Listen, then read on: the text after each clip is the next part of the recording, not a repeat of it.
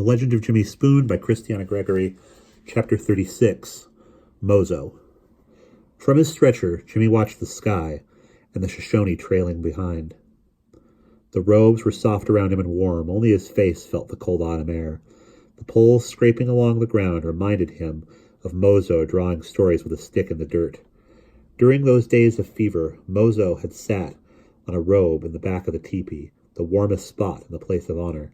He had talked about the old ways and about the first white men he had seen, 2 white chiefs called Lewis and Clark. They came with 35 men and a Shoshone girl named Sacagawea, who helped the explorers find their way west to the great waters. "Those men were honest," Mozo had said. "They were good men. We sold them 29 horses. For 10 suns I traveled with them. I gave them fish I caught, and they gave me shirts. At the time, your brother Washaki was a boy of 6 winters. Sacagawea was also young, about 15 winters," Mozo said. "She was married to a French fur trapper, and along the whole journey she carried her infant son on her back. Sacagawea helped the white chiefs to understand us, but she couldn't stop what was to be. The white chiefs said their mission was one of peace, but they gave many guns to the Indians. This is something I don't understand. Now these guns are used in war." "I am not against the Taibo," Mozo continued, "but they do not respect Mother Earth. Before they came, the elk and fish were plenty, the streams were clear. Bojono were more than you've ever seen, Dawi, more than grains of sand on the shore. We have been told that far toward the sunrise, Taibo shoot our brother Bojono for fun. They take the skins, but leave the meat for the buzzards." Jimmy had been uncomfortable listening to Mozo's tales. If Old Mother hadn't been sitting in the shadows, silent in agreement, Jimmy might have wondered how true these stories were. The more he heard about his people, the less he wanted to return to them. He had heard white men claim the only good Indian is a dead Indian. It was small comfort to him to know his father would never say such a thing. The gentle rocking in his stretcher made Jimmy feel calm. He was warm and sleepy, nestled in the robes. Old Mother often looked back at him and smiled. Low gray clouds hid the sun all day, making a soft backdrop for the V's of flying geese.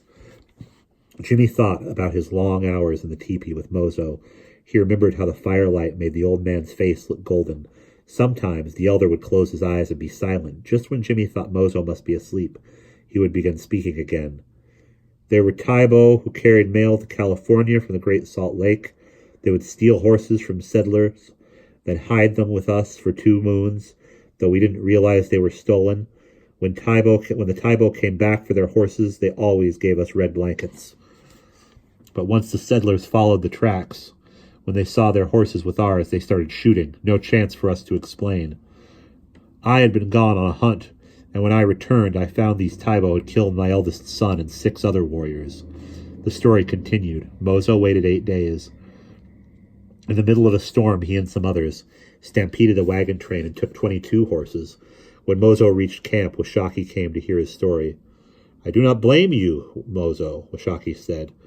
"This is a sad thing, fighting with Taibo. Stay away from their road and stay away from them. I forbid fighting. We must try to have peace with these new people." Mozo had paused again. Jimmy saw that his eyes were closed. After breathing deeply, the elder continued. "Once 10 wagons with white tops camped near us." Mozo had drawn a circle in the dirt floor with his stick and marked the positions of the wagons. And then another circle where the teepees had been. The Taibo children were sick all night with coughs so loud it sounded like dogs barking. Soon the Indian children coughed, and after 3 suns many were dead. The chief with many squaws is making many villages. He wants his people to live where game is plenty and rivers are full. They want us to move south to where the snakes and lizards are. They think we will be happy eating horned toads for breakfast." Jimmy lay in his teepee listening. He didn't know how to respond. He knew that the chief with many squaws was Brigham Young, and he knew young settlements were branching out beyond Salt Lake City, farther into the heart of Shoshone country. Jimmy hadn't realized what the Indians thought of white people, and now he felt ashamed. The whites were moving in uninvited. Their ranches and their miles and miles of fences were going to block the Shoshone trails. If Indians would stop fighting each other, maybe the tribes could stop the Taibo's fences. The only honorable thing to do, Jimmy decided, was to pledge loyalty to the Shoshone. He was 14 years old. Soon he would be a warrior.